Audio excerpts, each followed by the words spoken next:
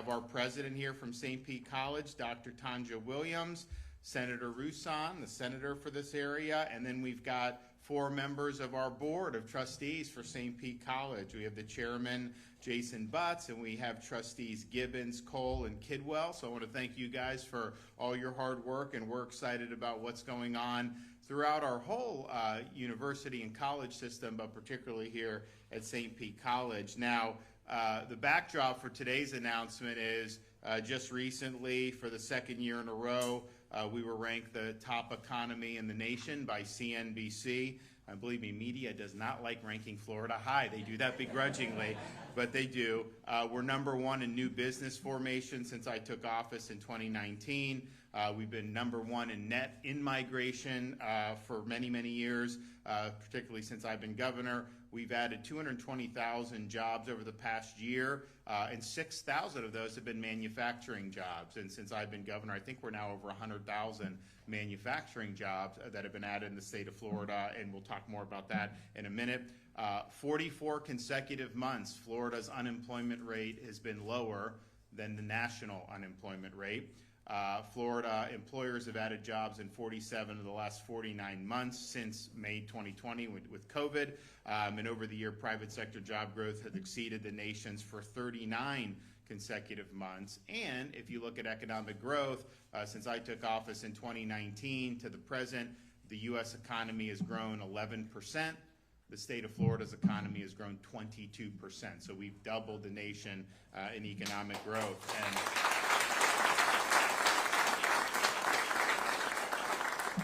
And we've really been a big engine for the country. There's a lot of places that really have not fully even recovered from COVID, to be quite frank, in terms of what they're doing. Now, we're doing this in a way that's much different than what the federal government's doing. So we signed the budget in June, and it actually reduced spending year over year. That's not what's happening, of course, in Washington. So we had a reduction in spending, yet we had record funding for K through 12 education, record funding for teacher salary increases, of course, our colleges and universities. We had record funding for Everglades restoration and other conservation environmental stewardship efforts. We had record funding for highway construction and some of the things we need to for the roads to improve and to build new ones. We cut taxes by $1.5 billion, which is the second most in history. The year before that was the most that we've ever done in the state of Florida. And we were able to run a massive budget surplus. Since I took office in 2019, the entire debt of the history of the state of Florida from the 1800s to now, we've paid off 36% of it just in the last 5.5 years. And so we're continuing to do that. In the budget, we have an accelerated debt repayment program that we've done to keep doing that. And we only do it when it makes sense, because sometimes you have these bonds and it's cheap, but sometimes you can retire early and save money. So we're doing all of those things and doing it really, really well. And so we're proud of that. One of the things that we've done is focus on workforce development and focus on education. And yes, higher education in terms of universities, that gets a lot of pub.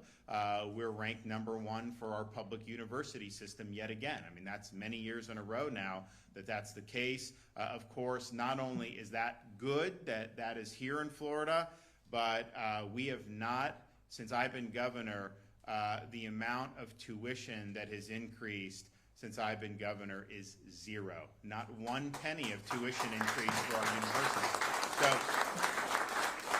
So, you're looking at, if you're a Floridian and you have kids going through school, you could look to see, and look, it's not easy to get into these universities. I mean, when I was growing up in Pinellas and going to Dunning High, a state university was just considered you had to be a good student, but you did not have to be top of the charts.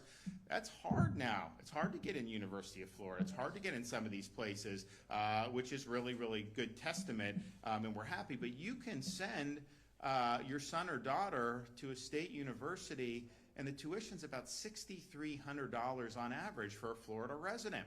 Our scholarship program for K-12 is more than $6,300 per student.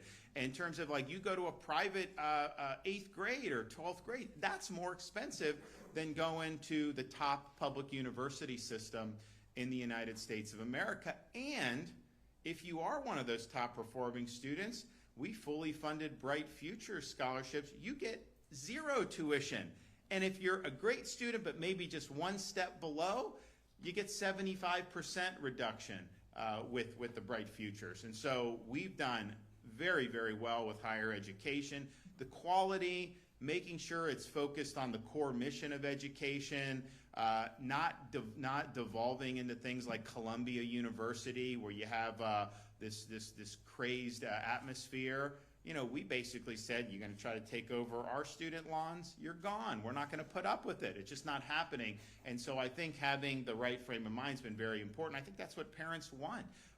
And I think we're going to continue to do that. So that's been really, really good. And we're proud of all that. And I think the sky's the limit to what we're going to be able to do. I just tell some of these, like the University of Florida, Wall Street Journal ranked it #1 for all public universities in America. Can you imagine that? That's pretty impressive when you're going up against the University of Virginia and some of these other ones.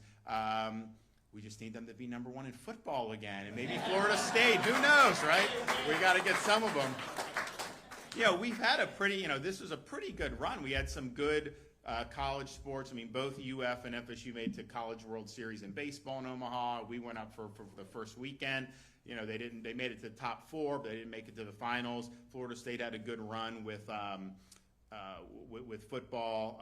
The Gators are in a very tough conference. I mean, like, there is no margin for error. The SEC, I am very happy that Nick Saban is enjoying retirement because he was tough to beat when he was at Alabama. So hopefully we'll start to see some things there. And we do need to get this name, image, and likeness and transfer portal straightened out, because, like, look, I signed one of the first NIL bills. I mean, my view was, if they're selling your jersey with your name on it and they're making money off you, you have a right to do this. As America. How come someone could be in like the band and they could do a YouTube channel, make money, but just because you're an athlete, you can't? So that was the right direction to go. But now I think what's happened with this transfer portal, it's almost like yearly free agency. You play for one team, then you go and say, well, I can make more money here or that. So I think there needs to be a framework in place. And I've talked to some other governors about maybe we can kind of come together on some things. I don't think Congress is ever going to address this. They can't address anything. So,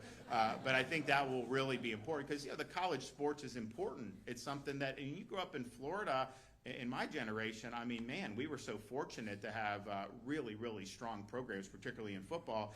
So we want to do that. So all that being said, is we're proud of our public university system. But as much as we've put emphasis on that, there is way more ways to be successful than to just go to one 4-year brick and ivy university and get a degree. That's one way you could be successful. It's also one way that people have gone deep into debt in other parts of the country. Obviously $6,300. I mean, how much does it cost to go to a mid-tier private university? Most places are, I bet you 50. I mean, is tuition anywhere under $50,000 in some of those places? It's nuts. And so what happened was, and I think my generation, I remember being told, you got to go to 4-year college, you got to go to university.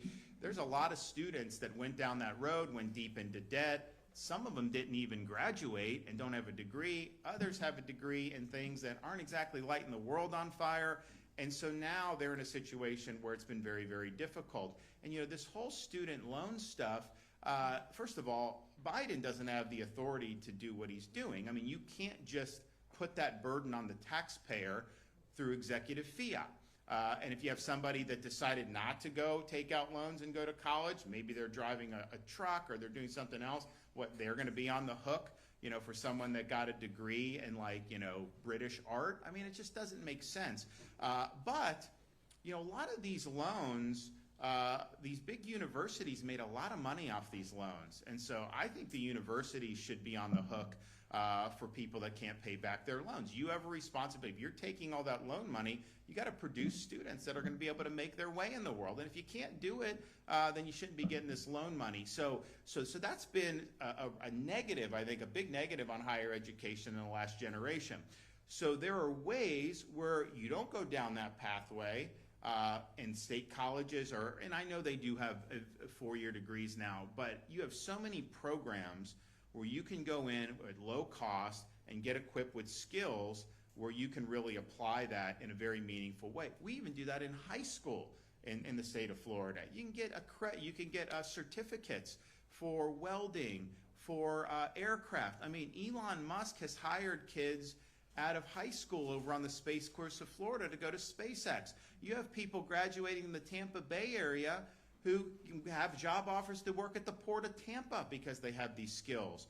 So we really believe in doing what we can to provide opportunities for our young people and honestly people who may be transitioning in life and wanting to go back and get skills that maybe they didn't get when they were younger. We want to be able to provide those pathways for folks. So when I became governor, I made all the points I just made, and I said we're in the bottom half of states for workforce education, and our goal is to be #1 by 2030. And I can proudly report we are not only well on our way, we are ahead of schedule on achieving that goal, and we're going to continue to do it. So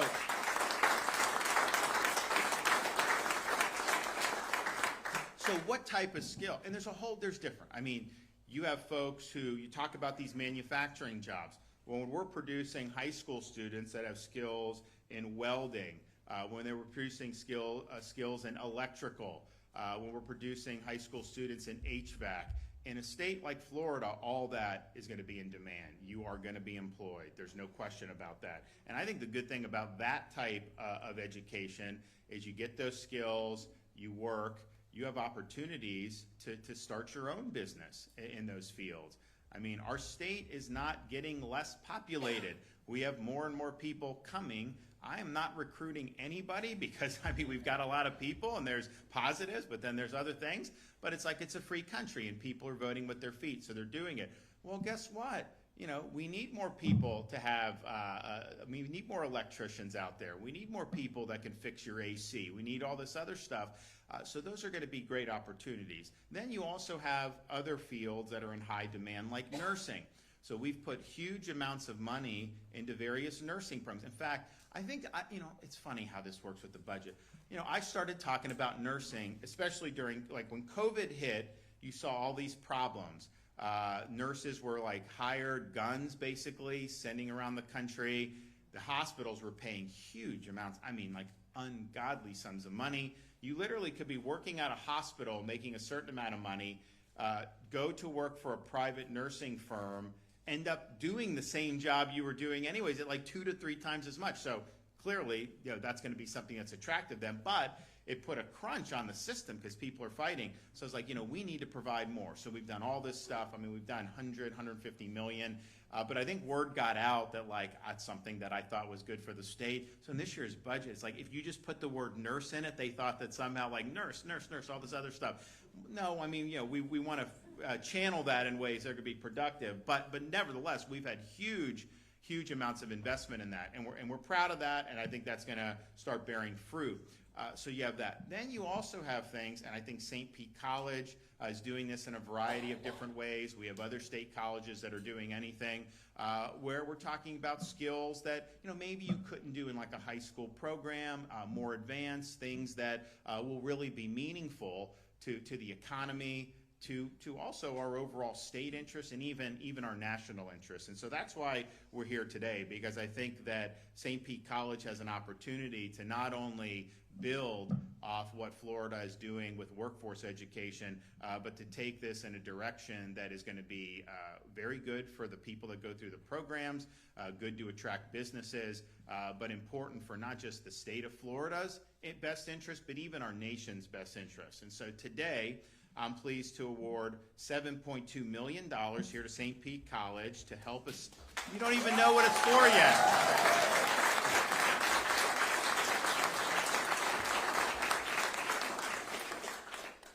Gets better.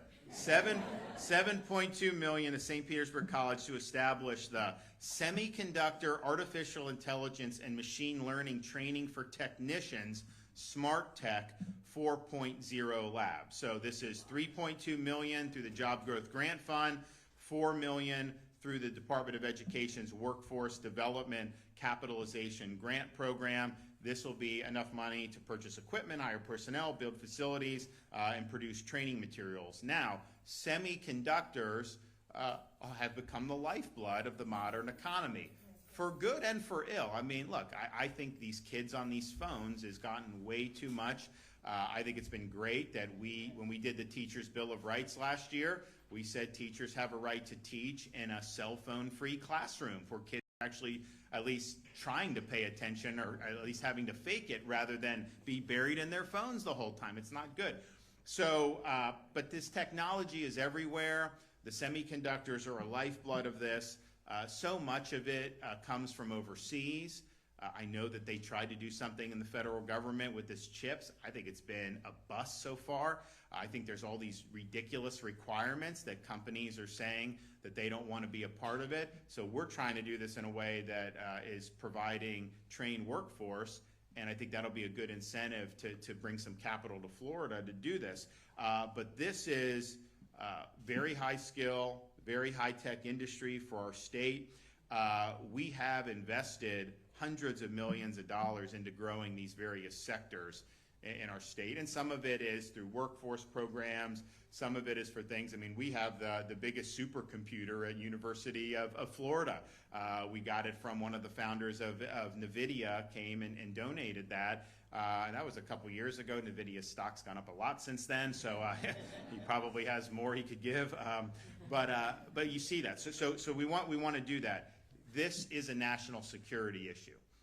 If you look at the geopolitics, particularly of the Far East, you look at the U.S. posture, I would say inadequate posture in the Far East vis-a-vis China. Taiwan is the number one producer of that in terms of supplying our economy.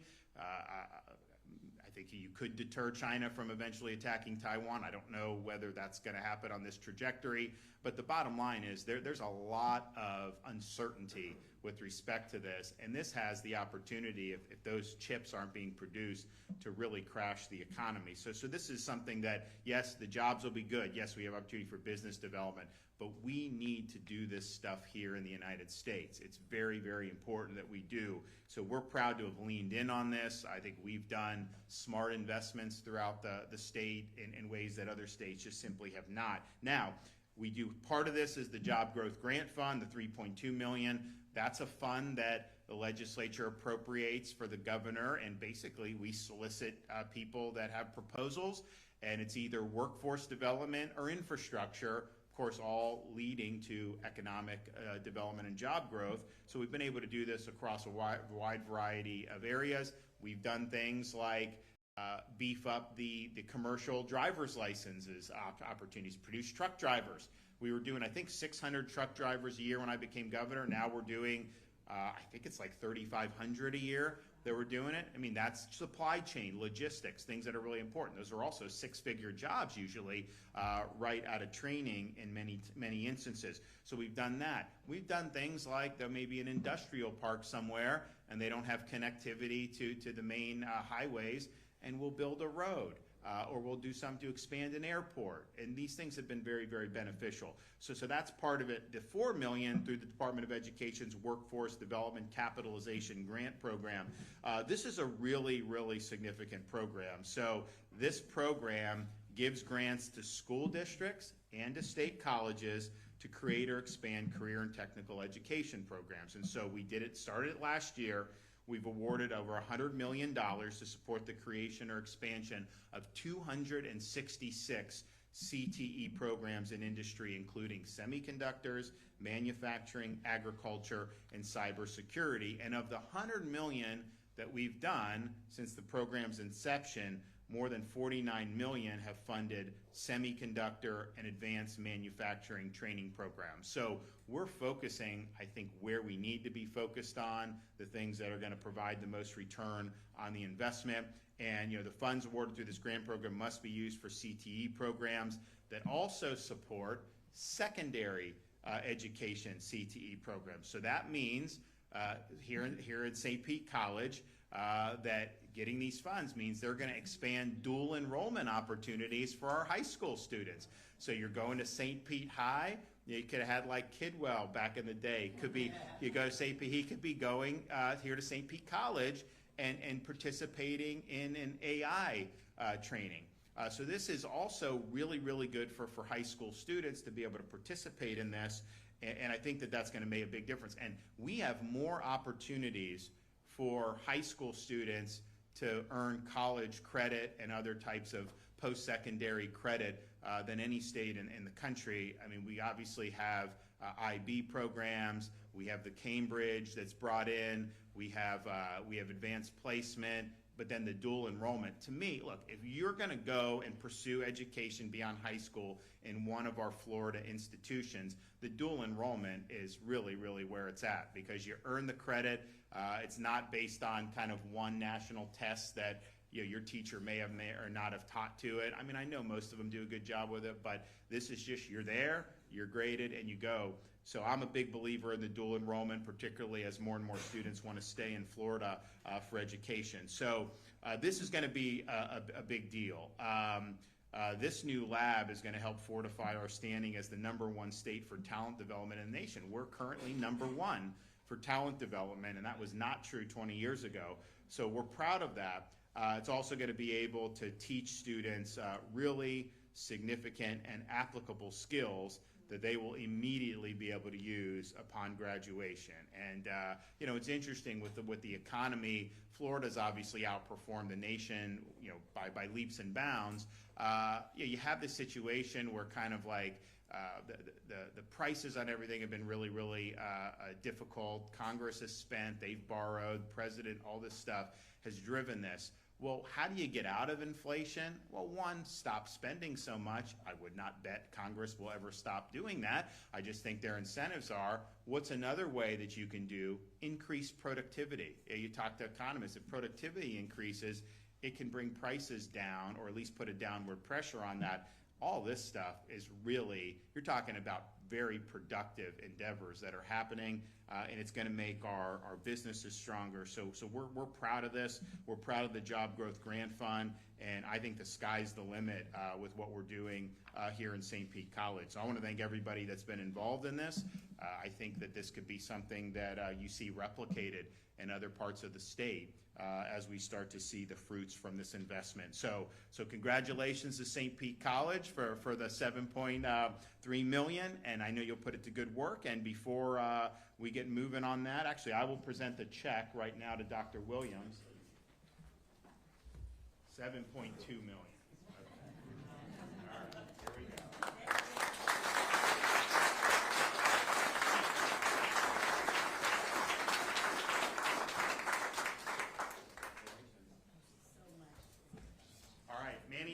Come on up.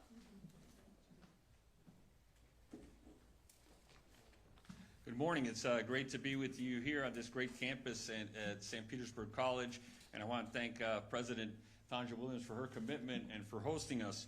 I want to thank the governor for his commitment to career technical education and to our workforce, because as he often says, education is not one size fits all, and we are going to provide a choice in Florida regardless of what level, whether you're in first grade or you're going to try to go into the workforce.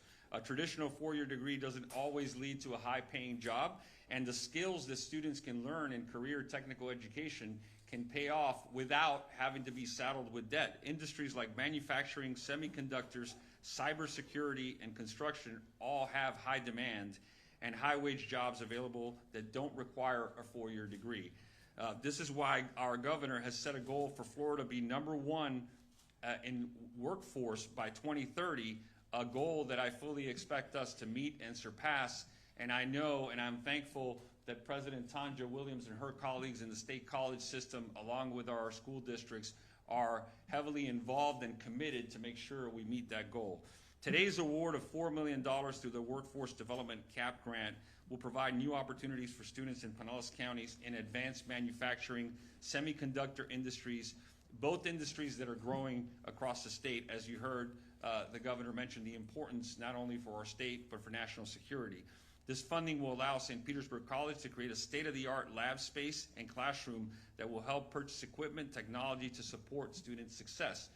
Through these new programs, students will be able to earn industry certifications in robotics, manufacturing operations, and network systems, which will support careers as electrical engineers, industrial engineers, and semiconductor processing technicians, while all saving money, not being saddled with debt, and being right here in our state college system. The Workforce Development CAP grant program does more than just provide more dual enrollment opportunities for high school students. This program helps catalyze the future of career and technical education and our workforce right here in the state. Not only can state colleges apply for funds through Workforce Development CAP Incentive Grant, but also districts can utilize these funds to expand secondary CTE opportunities that allows us, and this is a conversation that I was having earlier with President Williams and the trustees, is having the ability to reach these students early and get them a pathway where they understand where they're going. And one thing that it does, it creates hope, because sometimes students are being pushed towards college or university, and that's not what they had in mind, and they lose the incentive. But providing these opportunities, and they see the light at the end of the tunnel, especially right here in this community where we are. I know it's important to you, Senator Roussan, as well. We can provide that opportunity, and these students can leave high school with tangible skills, and again, debt-free. Last year, we awarded $100 million through the Workforce Development CAP grant, awarding funds to 50 schools, school districts, and 14 state colleges. These awards will led to the creation and expansion of 266 programs across the state. So I'm proud that the Department of Education is joining forces with the Department of Commerce so we can make a bigger impact across the state. And the students here at St. Petersburg College will benefit through the Job Growth Grant Fund Award and the Workforce CAP grant. The Department of Education is committed to providing every student with the best opportunities to succeed, whether they're in first grade or they're in college. Under the bold leadership of our governor, Florida's talent pipeline will continue to grow, attracting new businesses to the state while providing new opportunities for all of our students in Florida. I'm proud to continue to work with our school districts and state colleges to grow our CTE programs and opportunity even further for our students and the state of Florida. Thank you very much.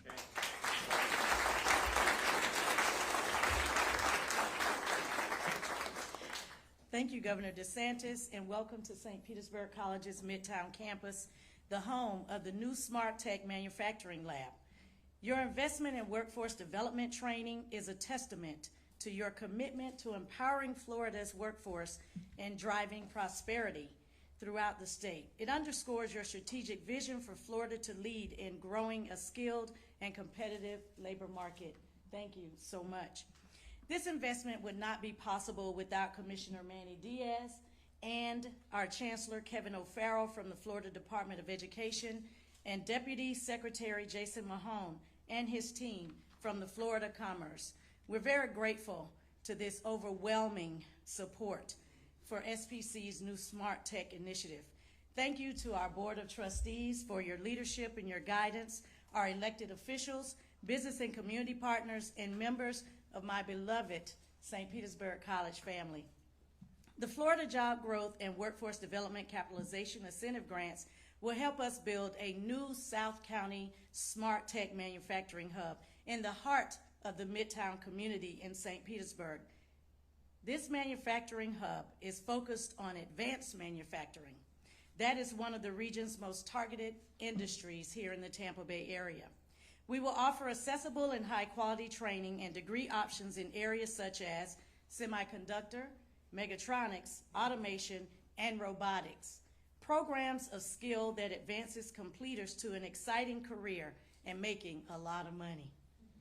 Some of the certifications are short-term and could be completed in as few as 15 weeks.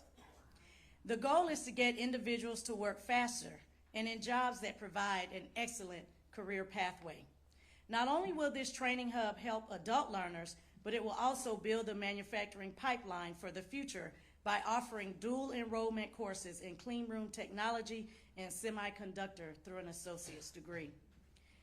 Our employer partners, we could not do this without you. You've stood in the gap with us from the very beginning. And I just want to read the names of a few of those who have been here with us from the beginning: Plasmatherm, Honeywell, Jabil, Lockheed Martin, and EEI Manufacturing, not to mention Pinellas County Government, Pinellas County Schools, and CareerSource and our Urban League.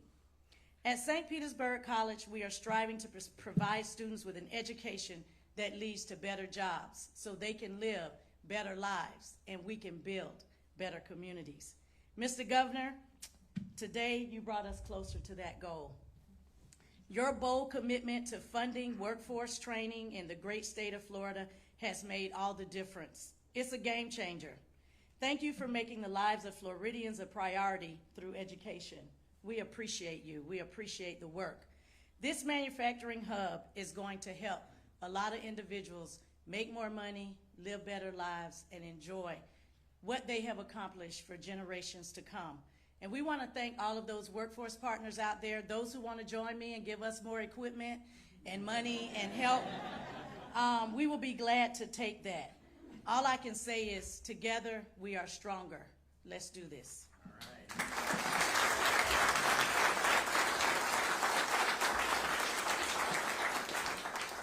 Well, it's exciting because I think this is just one little data point in a larger story about how Florida's economy is really has a lot of avenues that you're going to continue to see growth. We have seen growth. I mean, it used to be we were basically agriculture and tourism and very little other than that. And then that's changed over the years, but particularly in the last 5 years, particularly since I've been governor, we're now seeing financial services this is a huge thing in Florida. You've got a lot of these peaks. People have moved from New York to Miami to West Palm and in other parts of the state. But that's been a major migration. And I think you're going to continue to see that happening. Of course, things like tourism are better than ever. We've led consistently the country in tourism. Of course, during COVID, particularly the first year or so, we were like the only place you could travel to and be normal on vacation, and so people like that, and so they came here in huge numbers. But if you look at what's happening, you're going to have Universal's opening up Epic Universe next year. That's going to be, I think, the biggest park that's ever been done. You're going to end up seeing more in the theme park area. You're seeing more with resorts, golf destinations, all these different things. That is going apace.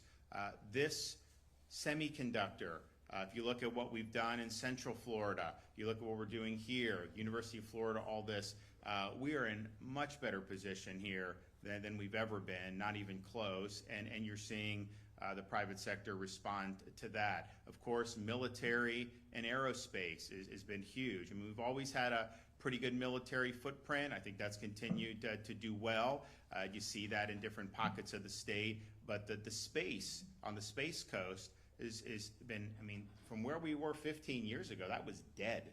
And now we're in a situation where this is really strong. I mean, we need more capacity at like the ports and all this to be able to accommodate everything that's going there. So we're really the hub of the space industry, commercial space industry, and we're fortunate with that. So there's all these different things that we're continuing to do well on, and we're going to continue to go from there. But that was always the thing people would say is, well, Florida's economy, can kind of do well. Like when we had the housing market was going up in 2000, 2005, it was like that was going, you still had the tourism and the ag, but then when that busted, it was like people were really left holding the bag. I mean, Florida did way worse during the Great Recession than many other states did, partially because there were so many eggs and only a few baskets.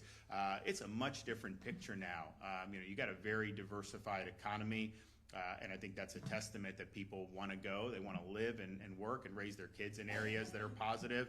Businesses want to be in areas that are good. I think we're always rated in the top few for business climate, and I think you're going to continue to see that. And we've done a lot to improve that. just since, I mean, just how the judiciary has gotten better. It used to be you get it to the Florida Supreme Court, and they would rule against you, and you knew that was happening. Now I think a lot of businesses have faith that, okay, here's what the law says.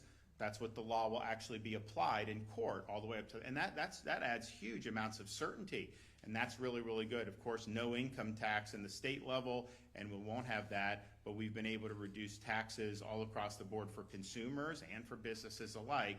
So this is a really, really good story. We're going to have more awards from the Job Growth Grant Fund. We're going to have more from the Workforce Capitalization Fund, and so we're not going to rest. We're going to continue going forward. Okay, with that, take a question or two. Governor, can you ask about presidential politics for a Sure. moment? It was only 90 days ago that Donald Trump selected J.D. Vance to be his running mate. What do you think your thoughts about that? And on the other side, I know you give advice to Democrats, but there are names being floated for Kamala Harris as running mate. What's your thoughts there? Well, I don't think they'd listen to me. I mean, I think clearly we wanted to run against Biden. I've been dealing with Biden since I've been governor. It's just the reality is he shouldn't have run in 2020. He was in the basement. He used COVID to be able to do that. And then it's really people have seen the decline over these years. It's just the reality. And when he agreed to do that debate, I told people, I was like, get your popcorn out. This is not going to go well. And it was probably, it's I think without question, the most consequential presidential debate in history because, and I said it the night after the debate when we were on TV, I said his campaign ended tonight. It will either officially end at the convention when they pick a new nominee, or it will officially end when he loses in November, because there was no way he was going to be able to win. And so, as a Republican, I wanted them to stick with Biden. I didn't think they would. I knew that this was likely going to be something. And so, to me, I think that the Trump-Vance ticket was an incredibly strong position, against Biden. I think that they can beat whoever comes, but Biden was the guy I went against. Now, if I had to pick someone once Biden stepped, I would probably pick Harris to run against. I think that she's been, her tenure as VP has been disastrous. She was put in charge of the border. The media was running with that in 21. Harris will be the oversee border. Now they're saying, oh no, she wasn't overseeing border. And these are the same reporters who wrote 4 years ago are now writing the opposite. They're running interference for her because of all the failures. That border ranks near the top of the failures of the Biden-Harris administration. And so she was there. If you go back and watch her statements for when she was running for president in the 2020 cycle, I mean, she basically said, have an open border. She wants taxpayer-funded health care and benefits for illegal aliens. She doesn't think you should deport somebody that's come. So she is, as bad as Biden's been on that, she's even more liberal on that. You look, she wanted to get rid of all private health insurance and said, let's just junk all that? Really? How many of you want the government to take away your private health insurance? I don't think a lot of Americans want to sign up to that. She's supported confiscatory tax increases. She's been weak on crime. Now she's saying she's a prosecutor, she's tough. She was raising funds to bail out the rioters during the BLM riots in 2020. Are you kidding me? She was saying that Minneapolis needed to do more of what was going on. So I don't think who she picks is going to make a difference. Now, I've also said, and this is just true, the media turned on Biden after that debate. They had basically tried to cover it. If you had said Biden wasn't up to the job 3 months ago, they would say you're a conspiracy theorist. Then once it was made bare for the whole world to see, they immediately started saying, hey, this guy's got to go. So they knifed him in the back, and they've been going after him. But they're not doing that because they're trying to help Trump. They're doing that because they want the Dems to have a better candidate so that they can beat Trump. And so they are going to elevate Harris, if she ends up being it, in ways that I think is going to, like, people like me are going to be like, you got to be kidding me. But that's what's going to happen. So Republicans need to be prepared. I also think it's possible that, if Harris falls on her face over the next few weeks, I think it's absolutely possible that they go a different direction at the convention. Remember, these are just these delegates can vote who they want to. They're pledging now, but if some of the powers that be say, no, we need to go in a different direction. So I think it's going to be a very interesting 3 or 4 weeks in the political scene. We preferred to run against Biden. I think that was clear because the majority of I think before he dropped out, I think it was like 85% of the public thought that he was not equipped to serve four more years as president. I mean, I don't see how you can win an election if that's the case. And partisanship aside, because I disagree with Biden on his policies, the reality is if someone that was performing at Biden's cognitive level came to me as governor and was applying to be appointed to like a mosquito control board, I would say no. I would say no. You're just not, like, I'm going to go somewhere else. Like, and that's just the reality. So that's what they were facing. That was an insurmountable hurdle, and so they pushed him out. But I like our chances better. Although I will say that, look, I'm not going to give advice about VP, but I will say this. You're starting to hear it on I think CNN and some of these others. You know, you have this governor in Pennsylvania. I don't know much about him. I mean, I saw that he was saying, like, you know, he was supporting gender ideology and a lot of things that I know I wouldn't go for. But people are saying in the media and on the left, well, she can't pick him, you know, because he's Jewish. And I'm just thinking to myself, what does this country come to, or what does this Democrat Party come to, when in order to win the election, they have to virtue signal to the Hamas caucus? That is unacceptable. And if you have to virtue signal to the Hamas caucus to win an election, you should not win that election. Governor, the state's universal school voucher program expanded last year. It had a bit of a rough rollout with payment delays and communication issues with Step Up.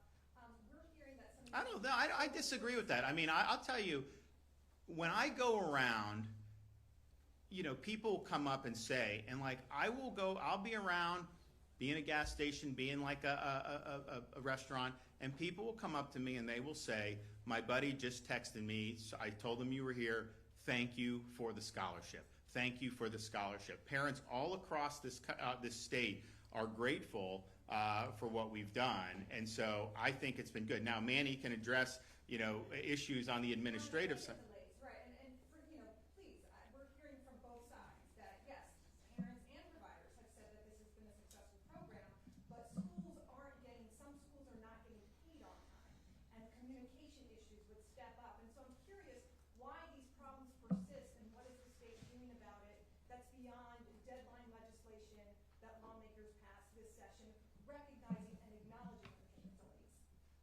Do you want to take? Yeah, so first of all, the bill passed at the end of session, was signed by the governor, and there had to be an implementation.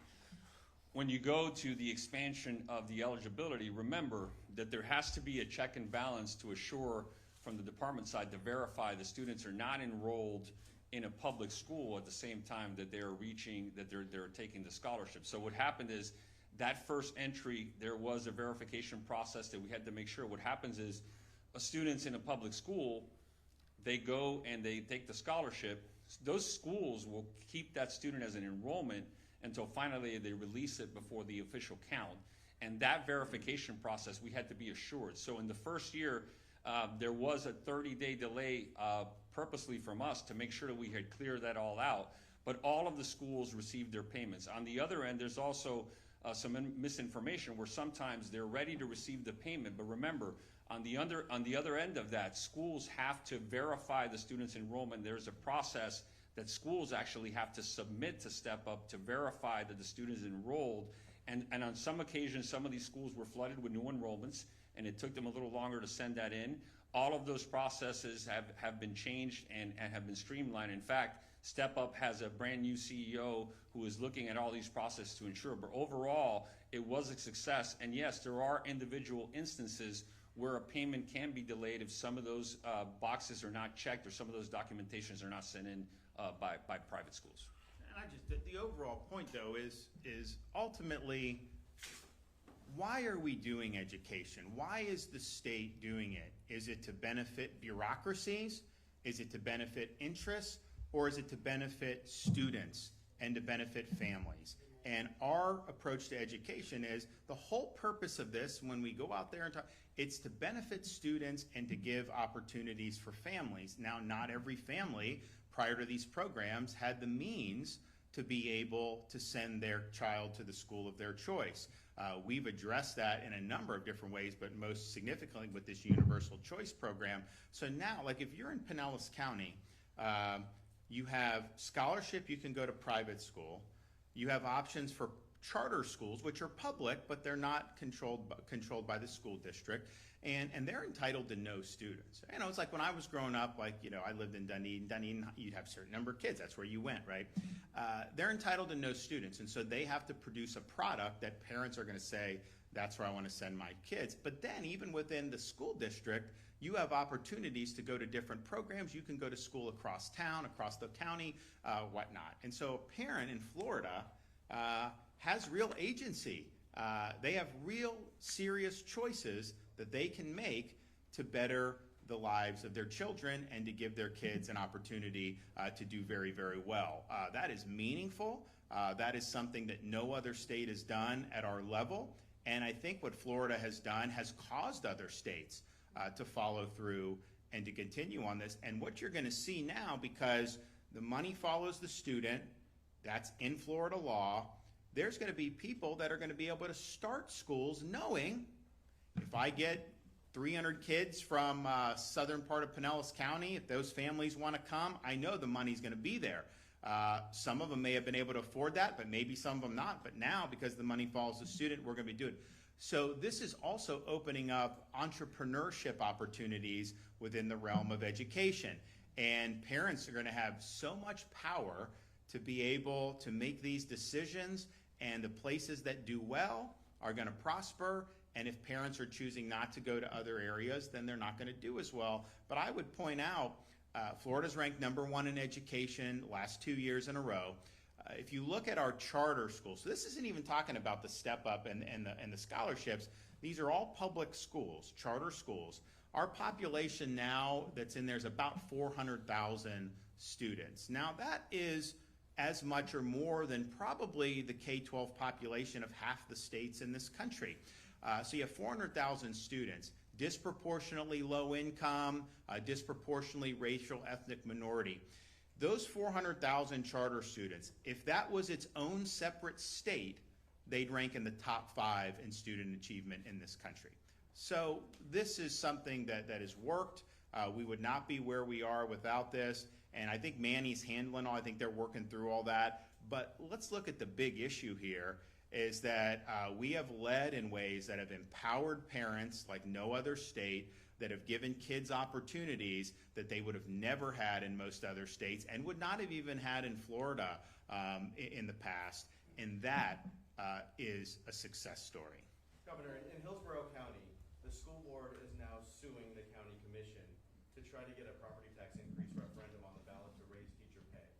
I'm just curious, have you been following the situation? You do not need to raise anybody's taxes. Why are you trying to raise property taxes in the midst of some of the worst inflation we've seen in the modern history of this country?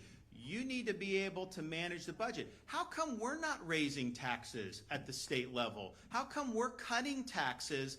And oh, by the way, this year's budget, we have $1.25 billion, a categorical, it can only be used to increase teacher salaries. That's the only thing it could be used for. But then we also had a massive increase in the base student allocation, so that money goes to the districts. Hillsborough can take a lot of that money and raise teacher salaries. So we've done so much at the state level that I think if they manage properly, they're going to be able to do their part at the local level. But demanding tax increases is absolutely not the way to go. And I think that you're going to see some changes probably in this election on the school board, because I think taxpayers are sick of it. You know, why don't you manage things better rather than trying to come and jack up people's taxes? It's just not the right thing to do.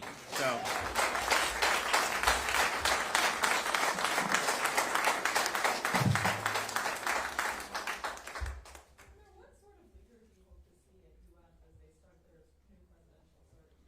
So the questions about University of Florida and the vacancy there in the presidential office. Well, one, I would just say we have a lot of great people Floridians, and even people that aren't Floridians who have connections to the state, who've served on the Board of Governors and on the various boards. And I would say the University of Florida's board has really, really high-quality people. And I think they've done a fantastic job. They'll be really the ones that are going to be leading that effort. But what we want to do is we want somebody that's going to lead. We want to be very clear that we're dedicated to the pursuit of truth in higher education. We're dedicated to academic rigor and high standards. And we're dedicated to these institutions playing an important role in preparing our students to be citizens of this republic. We do not want our institutions of higher education to turn into propaganda machines like Columbia University. We don't want to have a situation where all these demonstrators take over the university, where they harass Jewish students and do. So we've seen higher education go off the rails in other parts of the country. I think that has done incalculable damage to those institutions' brands and reputations. I think it's hurt their academic quality. And so we have an opportunity to continue on a strong path, but we've got a lot more to do that says, you know what, that's not what higher education's all about. We're going to have a place where people are going to be able to explore ideas. We're going to have a place where there's order in the court and you're not having the inmates run the asylum. But we are going to be focused on actual strong academic achievement. And I'd note one of the things that we've done since I've been governor is we said, you know, just because you get tenure, that is not a license to stop working. And if you talk to people who've done universities around the country, who've overseen them, ran universities, been on boards, the number one financial drag on universities is unproductive tenured faculty. So what we did is we created a law that said all tenured professors must undergo review every 5 years and can be let go for poor performance. And so you've seen that happen in some instances. I think you'll continue to see a churn. But we didn't just say do that. We gave $100 million to the universities so a president of a university or the board, they can go recruit new faculty. So if you got somebody that's doing well in engineering at MIT, they're making $200,000, you can offer them $250,000. If you got a history professor at Princeton that we want to come to be in our Hamilton Center for Western Civilization Studies at UF, you can go and you can make an offer and bring them on board. So I think there's an opportunity for a president of UF or any of our institutions, because we do have more that are up for grabs, and you're going to see that unfold. You have an opportunity to really attract high-quality talent. We're giving you the resources to be able to put the money where your mouth is. Look, you know, there's a lot of these professors, and you see at Columbia, you see some of the nonsense. Like, to me, I don't want to spend a cent on that. But we've got some really good people that are doing, I'll pay them more.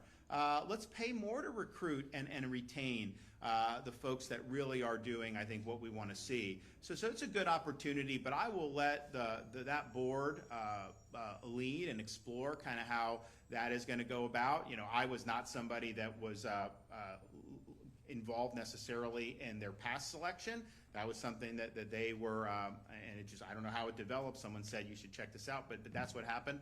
So I'll let them lead that effort, because I have confidence that they're going to do something that is going to be really, really good. And, you know, when you have U.S. News, I think, had UF 5 for public universities, so that's behind Berkeley, UCLA, Michigan, and Virginia. You know, those are universities. I mean, Virginia's been around since Thomas Jefferson. I mean, that's a long time.